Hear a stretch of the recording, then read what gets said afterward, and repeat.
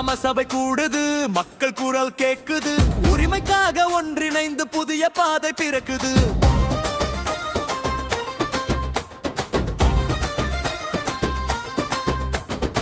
ஊரின் தேவை பேசுவோம், உண்மை குரலை சேர்ப்போம். குடிநீர் வேண்டும் என்றாலும் குரல் கொடுத்து கேட்போம். சாலை வேண்டும், வீடு வேண்டும், வாழ்வில் மாற்றம் வேண்டும்.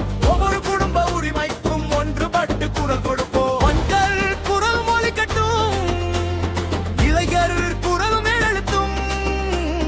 மக்கள் மன்றம் கை கோர்த்து மாற்றத்தின் விதை விதைக்கட்டும்.